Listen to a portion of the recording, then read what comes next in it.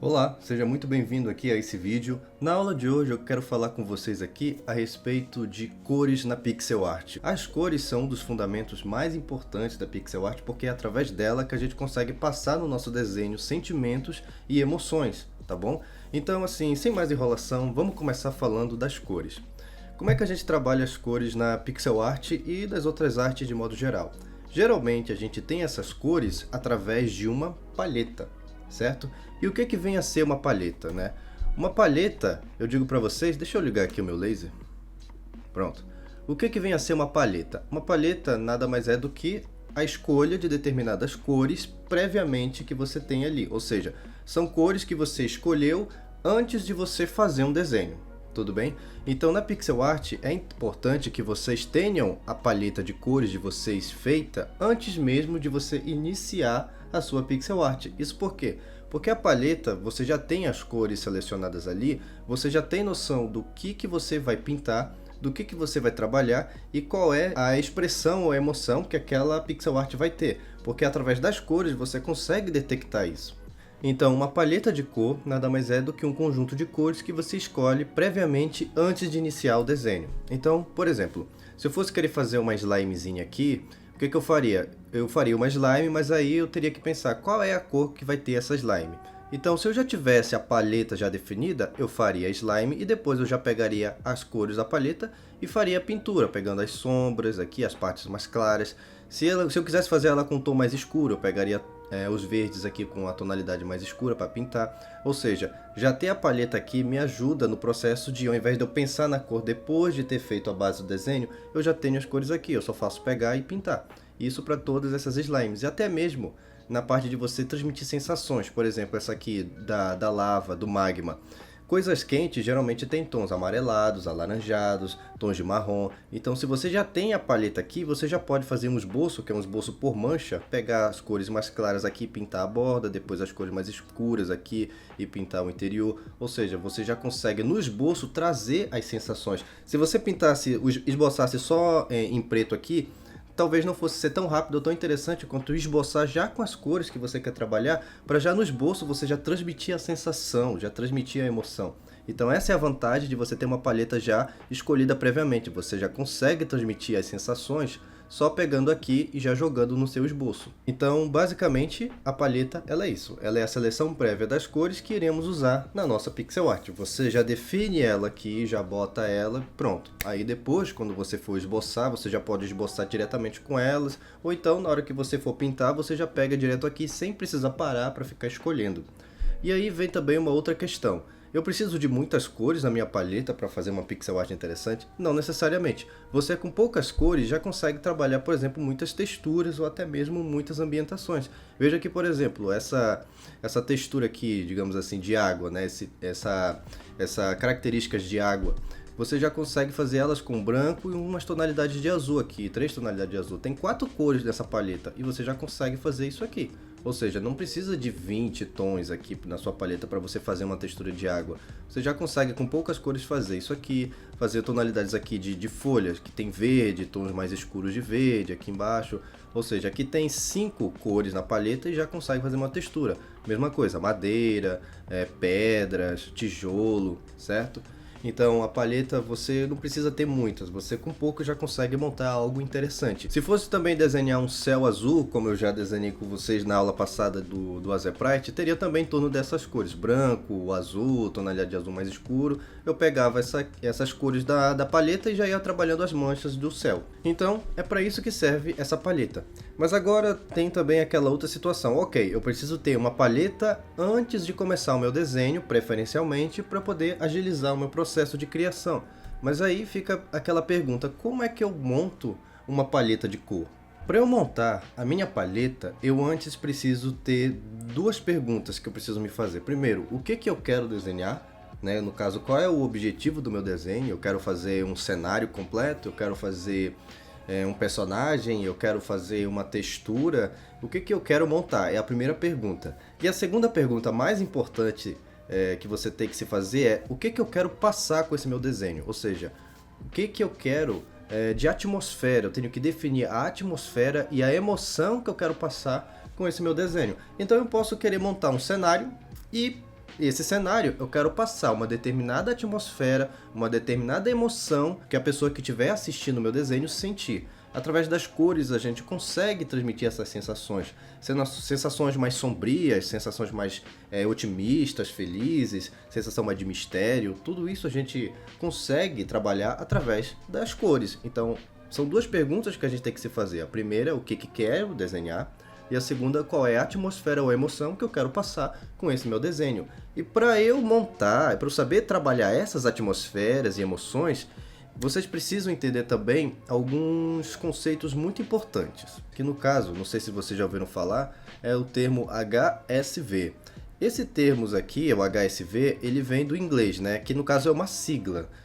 O H vem de hue, que quer dizer matiz, que são as cores. O S é de saturation, que é a saturação. E o V é de value, que quer dizer valor, que nada mais é do que como se fosse uma iluminação daquela cor, tá?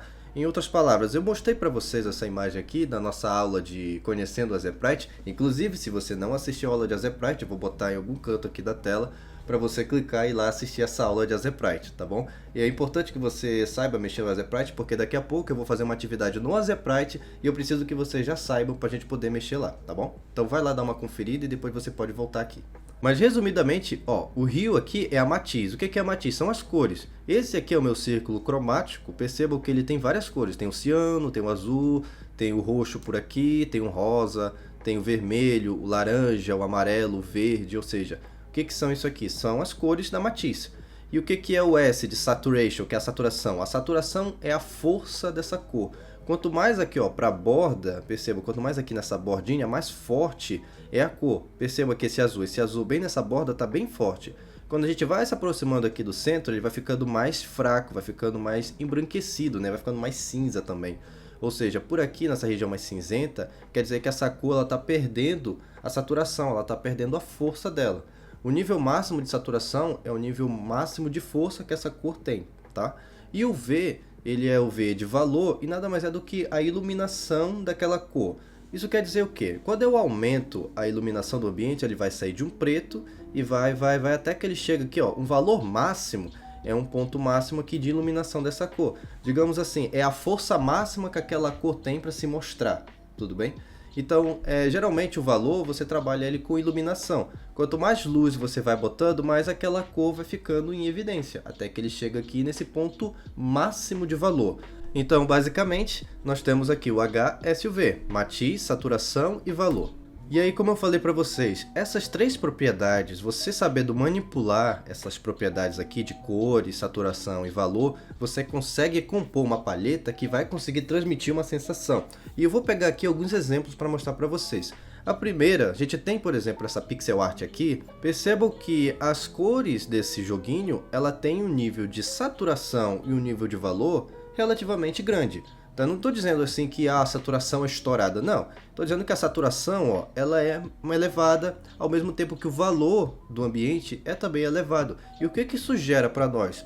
Uma sensação mais carismática da situação. É um ambiente mais iluminado, é um ambiente que as cores elas estão relativamente mais vivas, então significa que é mais otimista. É a sensação de mais tranquilidade, que não tem nada tão sério acontecendo. É uma palheta para um joguinho de diversão, de entretenimento, sabe? E isso não só na pixel art, como em vários outros jogos e até mesmo filmes que você for assistir de desenho animado, cores mais saturadas e de alto valor geralmente trazem essa sensação mais carismática. Tudo bem?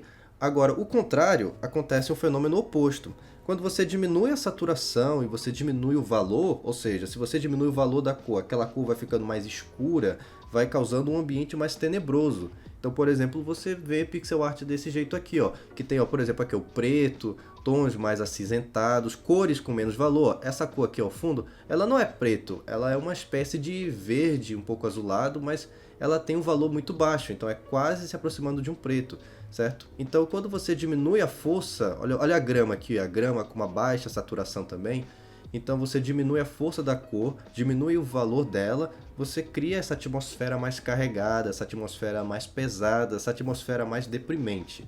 Então veja, manipulando a característica ali da saturação e do valor, você mexe com a atmosfera do seu desenho. Então é isso, diminuição do valor, diminuição da saturação causa essa sensação. né? Tons aqui de preto também, quando você coloca um fundo preto e um personagem aqui no meio com muitas sombras, causa também essa carga mais dramática. Bom, agora eu queria mostrar para vocês um outro gráficozinho, que é o gráfico do HSL. O que é esse Lzinho aqui e qual a diferença dele para o V de valor? Basicamente, o valor ele é também um grau de iluminação, ou seja, é um grau que você vai botando a luz nessa cor e essa cor vai ficando até que ela chega num valor máximo. Esse valor máximo aqui é o máximo de claridade que essa cor recebe para ela ficar mais forte.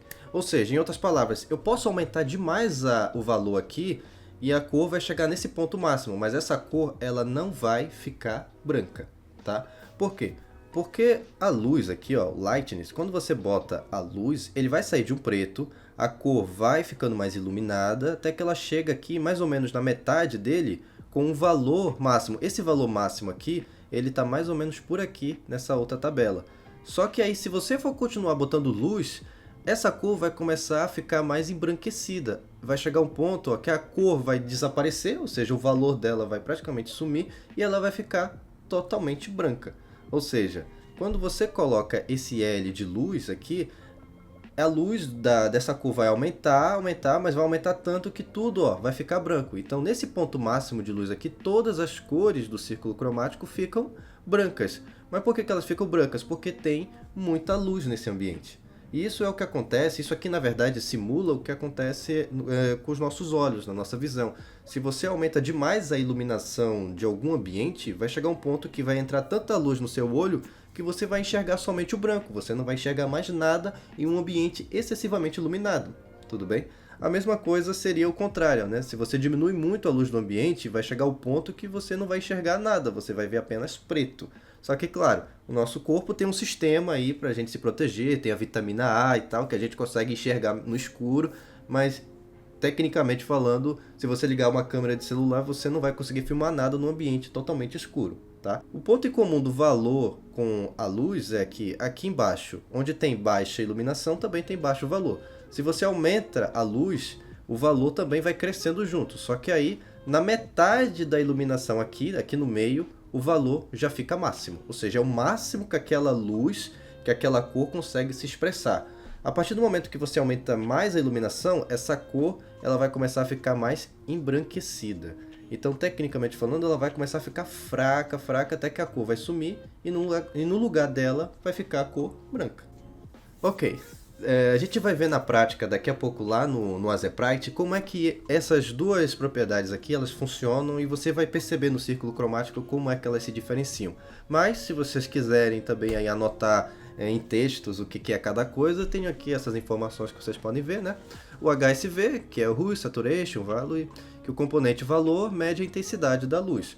No máximo, ou seja, num valor de 100%, você tem a cor em sua potência total, que é a cor pura, conforme aquele gráfico aqui, né, que eu mostrei para vocês. Aqui, no valor máximo, é a potência total dela. Só que, quando a gente começa com o L, que é a luminosidade, quando você chega no máximo, 100%, a cor vai virar o branco puro, que não importa a matiz, ele vai virar o branco quando você bota o máximo de luminosidade, o máximo de luz. Se você coloca 50% de luminosidade, 50% de luz, você encontra a cor pura. A cor pura aqui que eu escrevi é basicamente esse 100% aqui de valor, tá bom? E é só você pensar aqui como adicionar tinta. 0% é preto, 50% dessa luz é a tinta pura e 100% dessa luminosidade vira um branco total. Tá legal? Bom, agora vamos fazer o seguinte. Depois de explicar esses termos teóricos dessa exposição aqui, vamos na prática saber como é que a gente vai trabalhar essa matiz, como é que a gente vai trabalhar esses conceitos de saturação, valor e de luminosidade, de iluminação. Bom, vamos lá para o Azeprite e eu vou mostrar para vocês como monta uma escada de cores. Vamos lá. Certo, agora a gente está aqui no Azeprite e vamos lá. Primeira coisa que eu quero que vocês façam é vejam se vocês têm aí o círculo cromático. Se você está abrindo o seu Azeprite agora, provavelmente quando você abrir ele vai estar aqui desse jeito. A matiz vai estar aqui embaixo, né? E aqui em cima você tem uma mistura de iluminação com níveis de saturação e de valor, ou seja, ele mistura tudo aqui, só que eu quero trabalhar o círculo cromático, que eu acho que é melhor de vocês visualizarem as mudanças das propriedades aqui nele, quando eu for modificar elas. Então coloquem aqui no círculo cromático, fica bem aqui no RGB Color Wheel e pronto. Aqui a gente tá o círculo, aqui embaixo, ó, no lugar da matiz aqui fica, o que é isso aqui? Ó, vou botar uma cor aqui, ó. Isso aqui é o valor. Como é que eu sei que isso aqui é o valor? Porque, ó, o máximo aqui do valor é o máximo da cor, ou seja, a cor pura, 100% cor. No caso, não chega até o branco, ok? Então aqui a gente tem o valor. Aqui, ó, nessa bolinha do círculo cromático, a borda dela é o máximo de saturação. Percebam, quanto mais eu aproximo essa bolinha aqui do centro, a cor vai perdendo a força até que ela chega a ficar branca, ou seja, a cor desaparece. Então, quando eu jogo para a borda, a cor fica forte. Então, aqui do centro para a borda é o nível de saturação. E quando eu mexo aqui, ó, ao redor, quando eu vou girando assim, ó, vou mudando a cor. Se eu vou mudando a cor, eu vou mudar a matiz. Então, aqui a gente tem as três propriedades, que é a matiz, que é o H, o Hue, o Saturation, a saturação, que é da borda que é do centro para a borda, quase como se fosse assim o raio, né, dessa circunferência aqui. E aqui a gente tem o valor. Aumenta o valor, a cor pura, diminui o valor, chega no preto total. Perfeito? Ok. Bom, agora começa a parte mais emocionante dessa aula aqui, que até eu fico assim... É um pouco complicado de explicar, mas a gente consegue. Basicamente, agora que a gente entendeu esse círculo cromático, essas coisas todas, eu já mostrei para vocês que na aula passada, por exemplo, quando a gente aperta aqui em cima dessa cor, ela abre essas propriedades aqui. O que eu vou explicar para vocês é essa primeira aqui, que é o HSV, que a gente falou agora há pouco, né? O H, matiz, o S, a saturação, e o V é o valor, ok? E aqui do lado tem o HSL, ou seja, aqui, ao invés de valor, ele tem o L, tá vendo? E vejam só, o L está aqui em 50%. Por que o L está em 50%? Porque se eu aumentar demais a luminosidade, a iluminação, vai ficar branco, ou seja, a cor vai perder a força. E o S aqui é de saturação e o H é de matiz. Percebam que aqui, tanto no HSV quanto no HSL, ele mantém o H, que é a matiz, mesmo a matiz. E aqui ele tem saturação e aqui ele tem saturação de novo. Mas percebam, essa saturação do HSV é diferente do HSL aqui. Esse S aqui, ele não é a mesma coisa. Isso porque, para eu explicar a transição desses dois aqui, eu preciso voltar ao gráfico para mostrar para vocês qual é a diferença do HSL e o HSV de novo. Só que dessa vez eu quero mostrar para vocês sobre a saturação. Observem aqui nesse gráfico, gente, que quando a gente aumenta o valor, a gente sai de um preto, vai e chega aqui, o valor máximo, certo? O que é o valor? O valor é também a iluminação daquela cor, mas o valor máximo, o valor de 100%, tem relação porque eu comecei a iluminar o ambiente.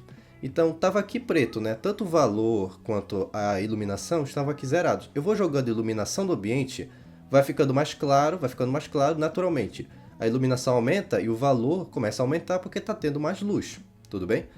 Quando eu aumento e chega em 50% de iluminação, conforme eu falei para vocês, o valor ele vai estar aqui, máximo. Ou seja, com 50% de iluminação, o valor dessa cor ele já atingiu o pico.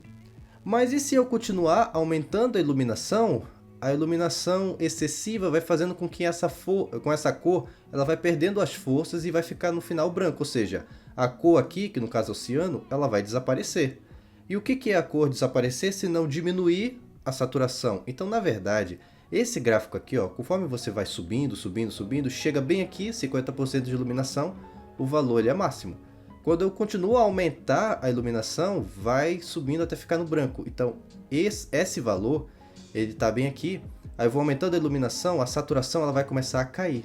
Porque a saturação é a força da cor. E conforme essa saturação cai, ela vai chegar aqui no centro. Entendeu? Então, basicamente, o que acontece? Esse gráfico de subida, né, eu vou subindo a iluminação, basicamente eu estou aumentando o valor... E depois que eu aumento o valor e continuo a aumentar a iluminação, a saturação vai cair e vai se aproximar do centro.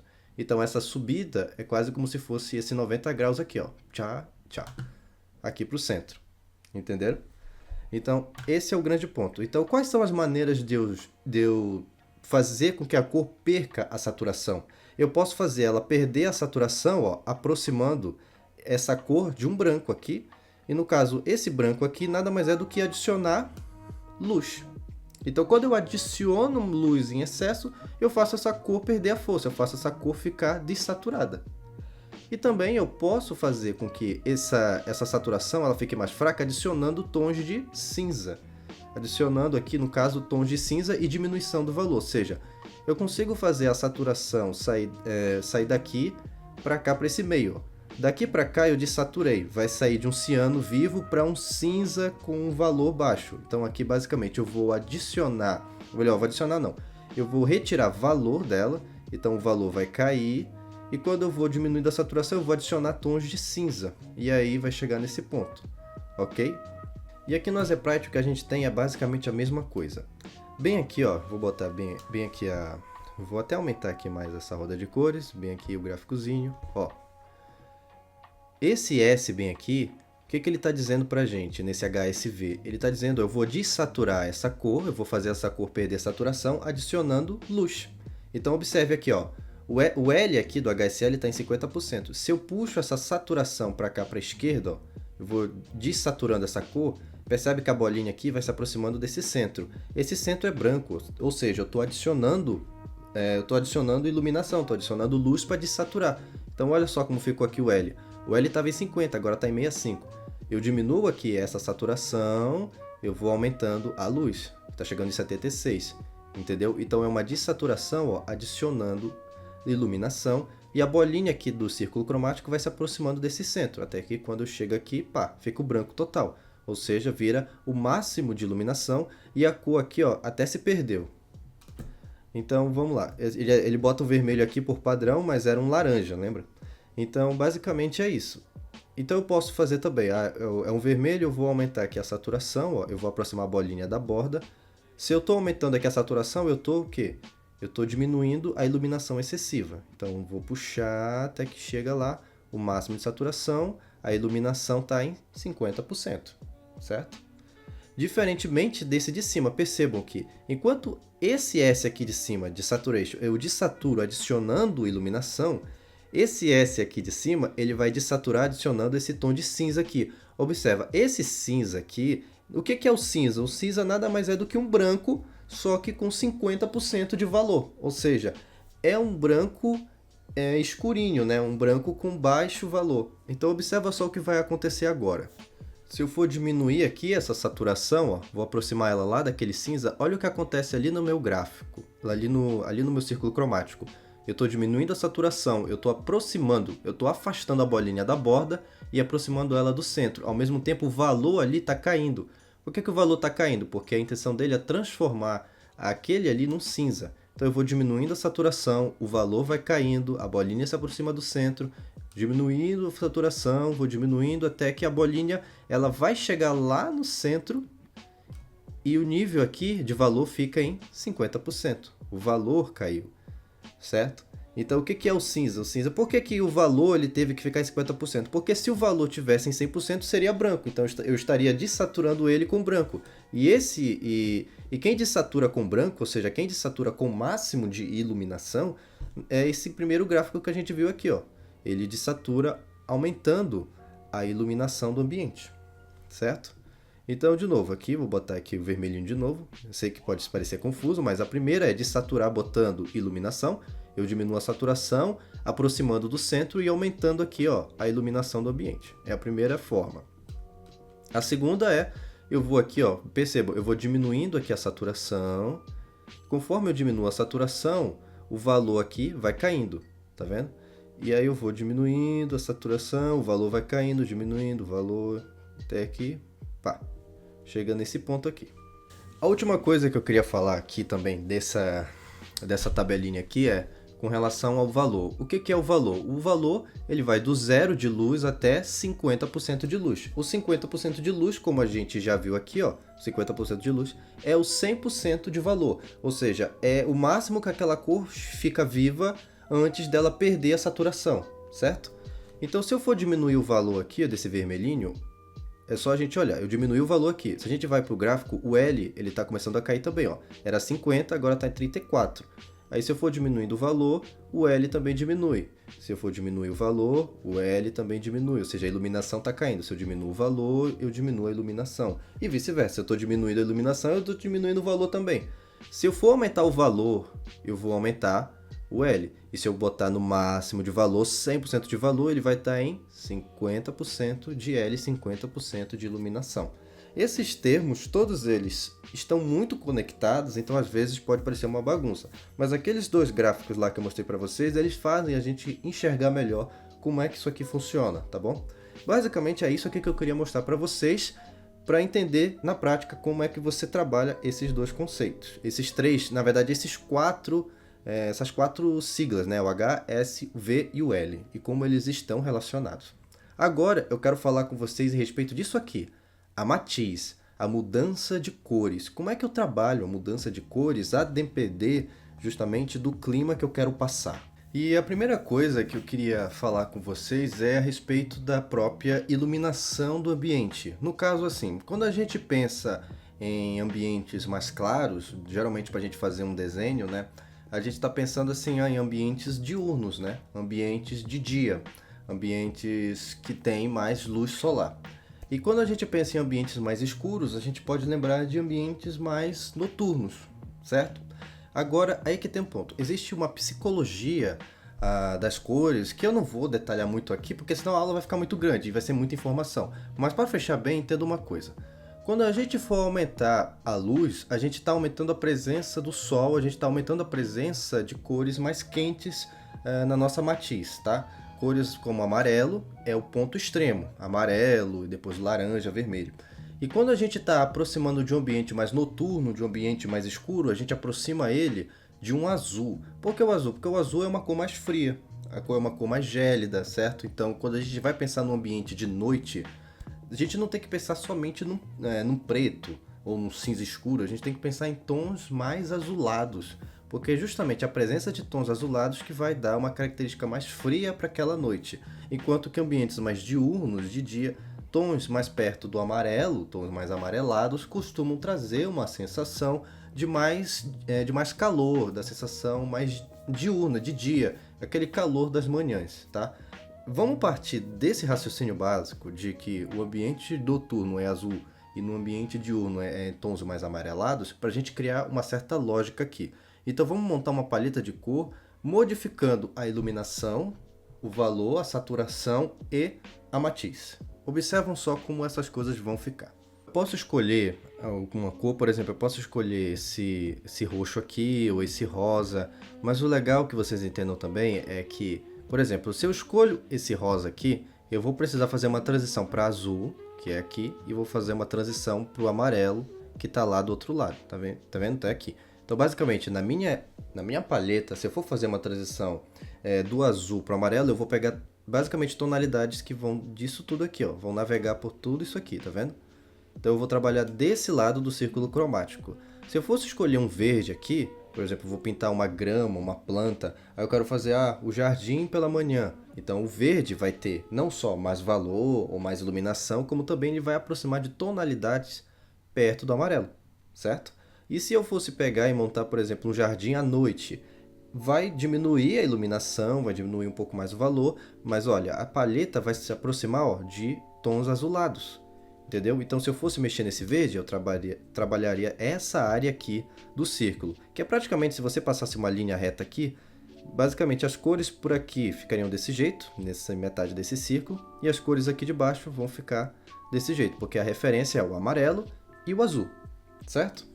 Então vamos pegar uma cor, bora pegar, por exemplo, esse rosinha aqui. Então, eu vou montar agora a minha escala, a minha paleta, usando esse rosa. Então eu tenho essa cor e agora bora diminuir, não só a gente vai diminuir o valor para deixar mais escuro, como também a gente vai modificar a matiz dela. A gente vai diminuir a iluminação e vai modificar a matiz para perto do azul, para lembrar de cores de uma paleta mais noturna, tá bom? Normalmente, o que acontece? Quem é iniciante, eu próprio fazia muito isso, eu peguei esse rosa e aí bora Bora pegar essa cor e vamos botar num ambiente mais escuro, um ambiente mais noturno. Se é noturno, eu vou modificar só o valor, só a iluminação, só o valor aqui. E o problema de você mexer só aqui é que você deixa a sua pixel art mais limitada, né? Então, se é para fazer num tom mais noturno, bora aproximar de tons mais azulados para modificar, para completar a nossa paleta. Então, se eu estou um rosa, ó, o azul está bem aqui. Então, eu gosto de mexer por aqui porque fica melhor. Observa lá no círculo e observa aqui. Eu vou pegar e jogar mais para a esquerda. Ok? Então, a paleta foi um pouco mais para a esquerda, para perto do azul. E o que eu vou fazer? Se é um ambiente noturno, se é à noite, então, naturalmente, tem menos luz. Então, eu posso vir aqui e diminuir para cá, ó, para menos luz. Então, vou e puxo para cá. E aí, pinto aqui, tá vendo? E assim vou indo. Eu vou, aproximo mais aqui do azul, diminuo mais a iluminação e pinto aqui.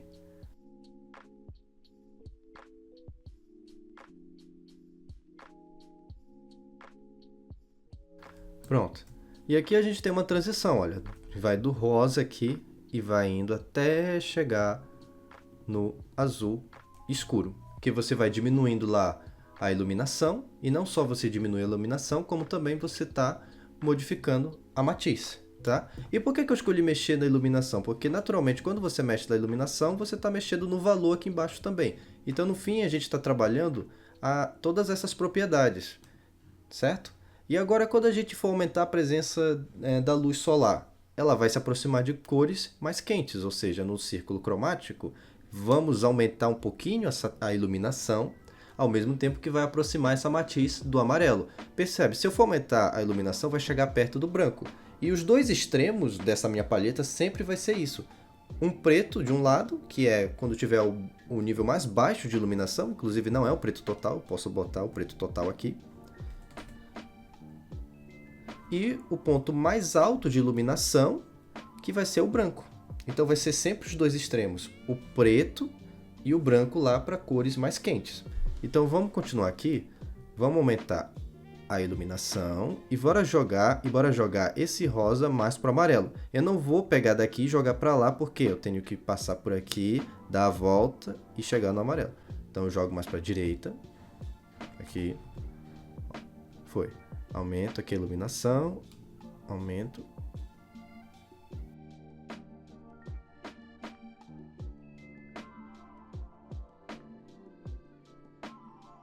E pronto, assim ficou a minha paleta de transição, de um roxo para cores mais escuras e azuladas e de um rosa, né, para cores mais azuladas e de um rosa para cores mais claras e amareladas. Tá legal? Eu fiz a transição aqui. Eu fui jogando mais rápido, mas você pode fazer essa transição de uma maneira mais delicada. Quanto mais você demora para chegar no preto total e mais você demora para chegar no branco, mais variação de tons da cor vai aparecer. Por quê? Porque naturalmente quando você chega perto do preto, não dá quase para ver as cores, porque está muito escuro. E quando você chega mais próximo do branco, não dá também para ver as cores, porque está muito claro, então a saturação vai caindo. Então nesse caso, quando você tenta chegar mais devagar no branco e no preto, você consegue deixar mais cores na paleta e naturalmente você consegue ter mais variações. O único problema é que a paleta, assim, você não precisa fazer uma paleta com tantas cores. Você pode fazer, como eu mostrei no início da aula, você pode fazer muita coisa interessante utilizando 5 ou 6 tons, tá? Mas vai depender de cada caso. Vamos montar uma outra aqui, bora pegar essa cor verde e vamos fazer a mesma coisa. Eu posso pegar esse verde aqui, pronto, esse tom de verde aqui. E a gente pode fazer a mesma coisa que a gente fez aqui em cima, vamos lá.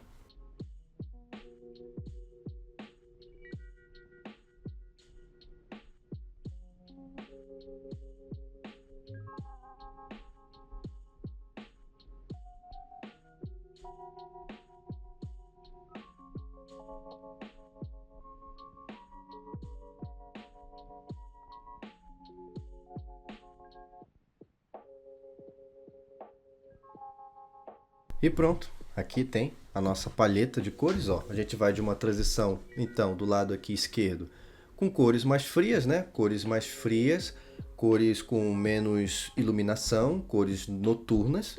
E para cá, para a direita, a gente tem as cores mais diurnas com tons mais amarelados, né? Algumas até ficaram próximas uma das outras aqui, que vai chegando perto do amarelo, então vai ficando cores mais incomuns. Perceba aqui que essas aqui são as cores mais usadas em ambientes noturnos, com grama e tudo mais, né? Eu comecei aqui com esse roxo e você vê que a transição acontece, então aqui você já pega cores que vai servir de base para sua palheta. Depois, se você quiser modificar alguns outros detalhes, né, algum nível de saturação específico para botar mais cinza, aí vai de você mexer depois, mas ao menos você já prepara uma palheta base para você usar, certo?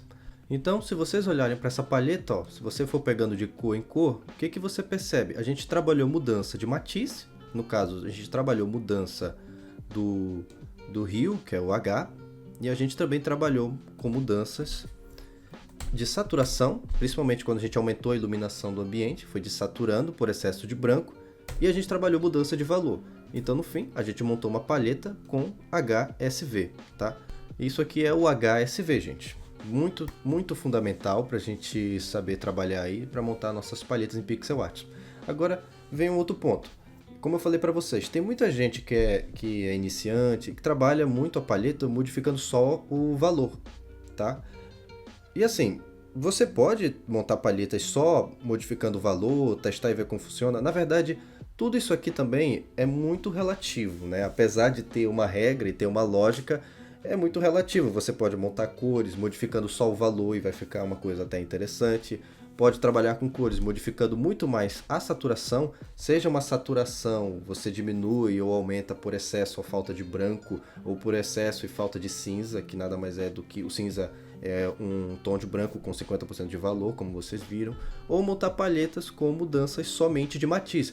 Você não muda nem saturação, nem valor, nem iluminação, e muda somente a matiz, né? Isso aqui é interessante para você saber quais cores você quer trabalhar para, no caso, ser de um momento específico. Por exemplo, um pôr do sol, que muita gente gosta de desenhar pôr do sol, e trabalha muito, principalmente com cores quentes. O que é um pôr do sol? Pôr do sol, qual é a cor do sol? É um amarelo, certo? Vou botar um amarelo aqui. Aí se eu fosse querer fazer uma palheta só com cores para fazer esse meu pôr do sol, em que a gente tem a parte do sol, que é a parte quente, e a noite chegando, que é a parte fria. Você já sabe, se é uma cor noturna chegando, é uma cor azul. É uma cor azul e com baixa iluminação. Eu poderia montar minha palheta só modificando a matiz, sem mexer na iluminação necessariamente, para depois tentar ver como é que fica testando lá na hora. Então, se esse aqui é o meu amarelo, então agora eu posso fazer uma transição desse amarelo até o azul. Então eu vou jogar mais aqui para a esquerda, ó. Para a esquerda aqui. Pronto. Aí a gente tem amarelo, laranja.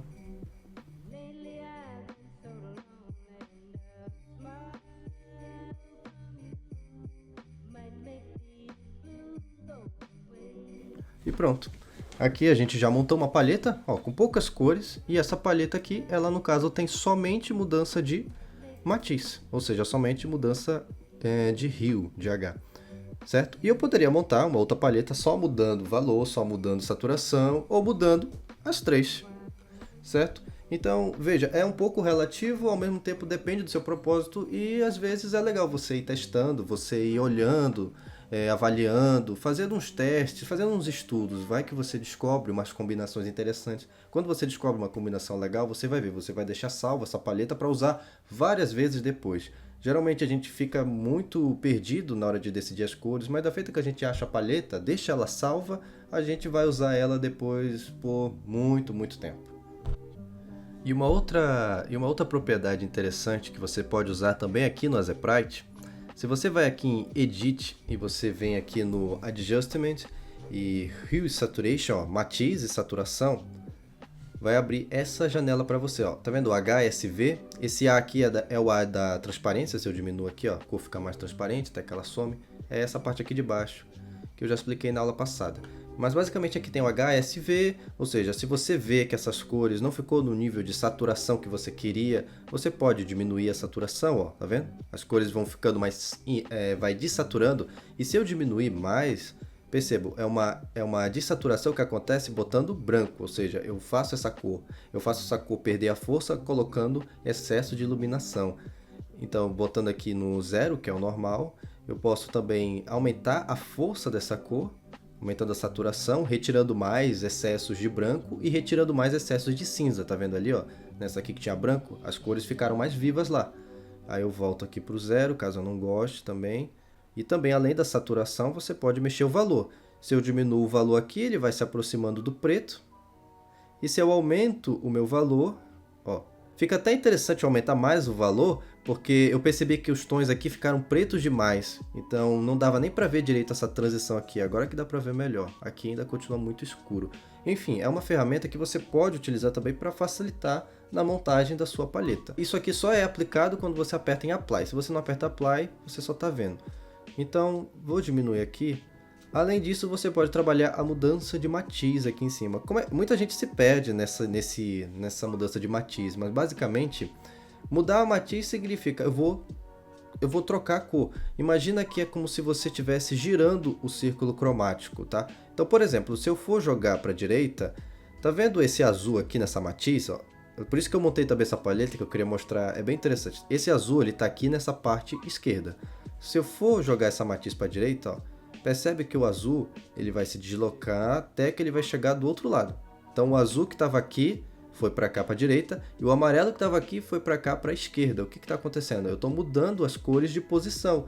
E cores que eu não tinha botado aqui vão começar a aparecer. Por exemplo, eu não tenho aí roxo, né? Você não tem rosa, mas se eu for mexer aqui o H, ó, em algum momento vai aparecer ali, ó, lá está. Roxo e rosa começaram a aparecer, que eu não tinha botado antes, entendeu?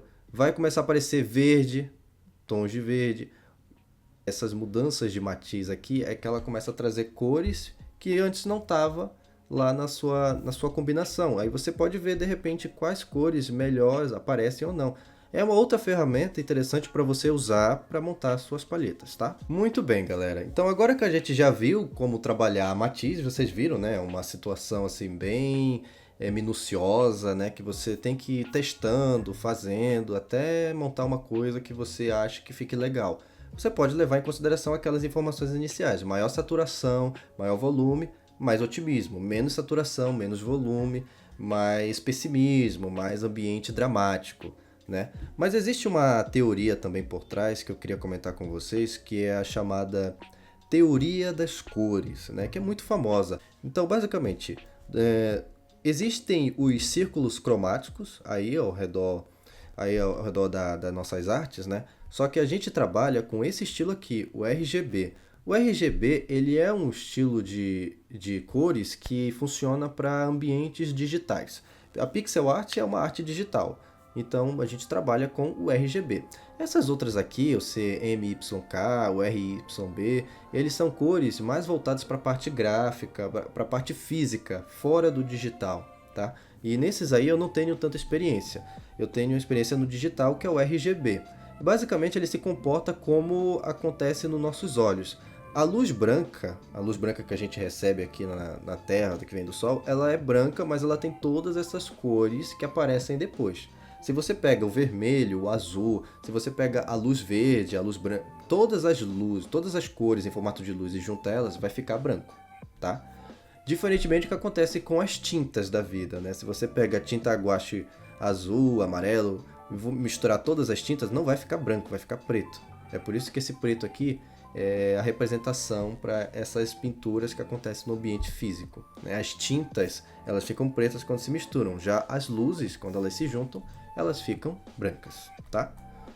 E basicamente, o que a gente tem? A gente tem um círculo cromático, e o círculo cromático, ele tem algumas propriedades das cores que ajudam a gente a trabalhar. Então tem algumas cores, por exemplo, que são complementares, tem cores que são análogas, tem o que a gente chama de triangulares, meio complementares, retângulos, quadráticas. O que é tudo isso? Isso daí são cores que nas teorias e nos estudos melhor trabalham em conjunto. Então não só você tem que escolher cores de acordo com o objetivo e de acordo com o grau de clima que você quer trazer, você também tem que escolher cores que elas estejam trabalhando bem em conjunto. Então se você quer cores que se complementem, você tem que pegar, por exemplo, um verde que se complementa com vermelho, certo? O que são cores complementares? As cores complementares, ó, elas ficam opostas no nosso círculo cromático. Então o verde ele é complementar a vermelho, o amarelo é complementar a roxo, certo? Então você vê através desse jeito.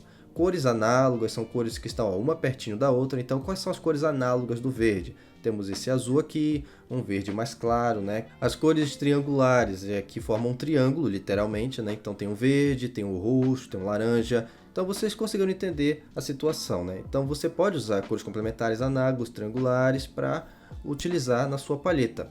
E aí que vem, tem um site que eu acho muito legal e eu recomendo que vocês consultem, que é o site da Adobe, que eu vou mostrar aqui para vocês. Tem esse site aqui, que é o do Adobe Color. Percebam que ele é um site que eu gosto de usar muito, porque ele tem assim mais opções e ele é o mais avançado até agora que eu já achei para achar essas cores do círculo cromático. Ele até embaixo dá o código das cores que você pode copiar para colar lá no programa, para pegar a cor no círculo cromático do programa.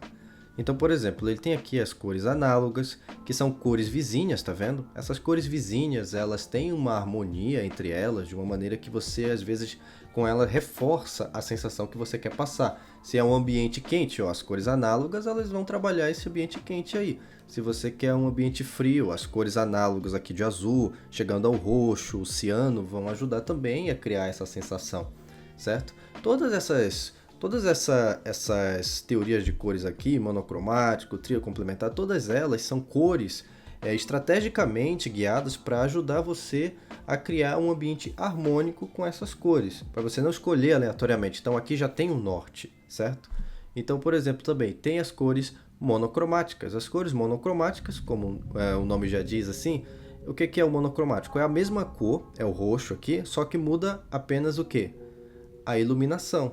Ou seja, muda apenas o valor delas, então vai de um rosa aqui até um rosa mais escuro. Na verdade é justamente isso, é o valor que vai se modificando. Além das cores monocromáticas, temos também a tríade. A tríade são cores que são igualmente espaçadas, né? Como se você pegasse esse círculo, que é como se fosse uma pizza, e você cortasse em 3 partes iguais aqui. Então aqui a gente tem o roxo, o ciano e o amarelo. São cores que vão trabalhar nessa tríade e você pode utilizar também nas suas pixel arts. Tem também o complementar. O complementar ele é o oposto no círculo cromático, né? Então, por exemplo, aqui a gente tem o roxo, que é complementar aqui ao verde. A gente tem aqui o azul, que é complementar ao amarelo, certo? E temos também o vermelho, que é complementar ao verde, né? O famoso Mario e Luigi aqui, né? E, por exemplo, também, não esqueçam de, quando ver isso aqui, verificar se está em RGB, tá? Que é o estilo de cor que a gente trabalha. A gente também tem essa opção que eu achei bem legal, que é dividir o complementar. Então, basicamente, tem aqui a cor, o complementar, o vermelho, mas ele dividiu. Ainda pega tom de vermelho, mas ele acrescenta um novo, o roxo aqui, certo? Então esse dividir complementar é uma opção bem interessante que o Adobe Color traz também. Tem o quadrado, que como o nome já diz, você reparte agora em 4 partes iguais. Então são cores igualmente espaçadas que você pode usar para botar na sua palheta. Ele também traz não só as cores, como também ele traz algumas variações aqui de volume que você pode também pegar para trabalhar. Certo? Tem esse composto. O composto, se você olhar, basicamente é esse aqui, o vermelho é complementar ao verde, e você tem aqui o análogo do verde, bem como aqui você tem o análogo do vermelho. Então eu super recomendo que vocês acessem o site aqui do Adobe Color, ele é de graça e você pode utilizar essas várias funções que ele tem.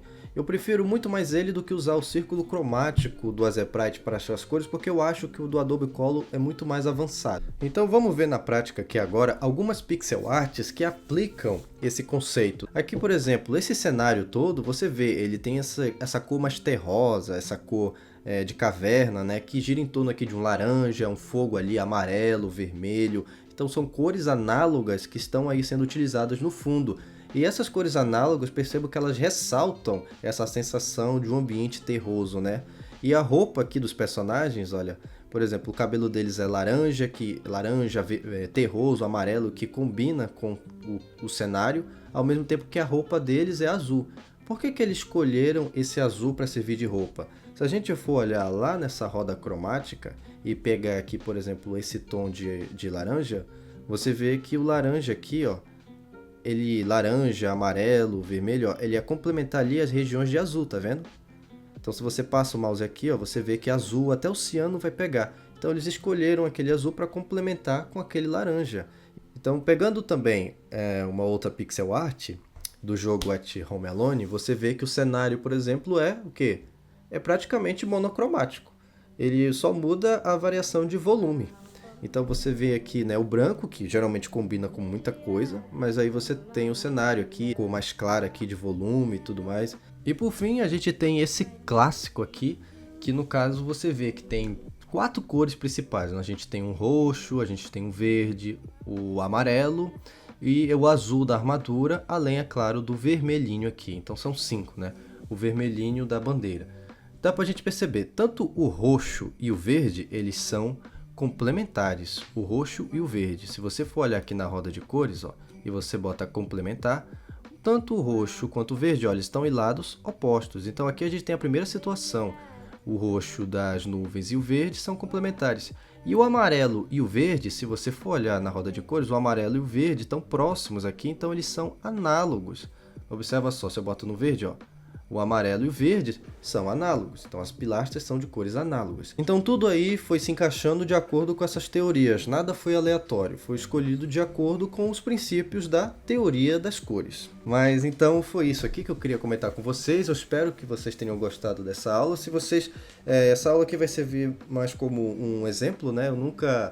Eu não trouxe até agora tutorial com slide, essa é a primeira vez, eu não sei se vocês vão gostar, então se você gostou e acha que dá para trazer mais, então deixem um like, compartilhe esse vídeo. Se você teve dúvida, deixa aí nos comentários. E se você quiser aprender pixel art em mais detalhes, tem também o curso Pixel Art Expert, que você pode acessar o link aqui na descrição desse vídeo, tá?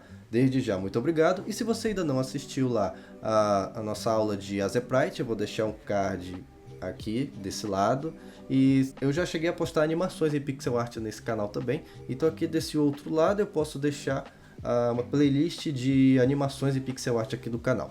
Muito obrigado a todos e até a próxima, tchau, tchau!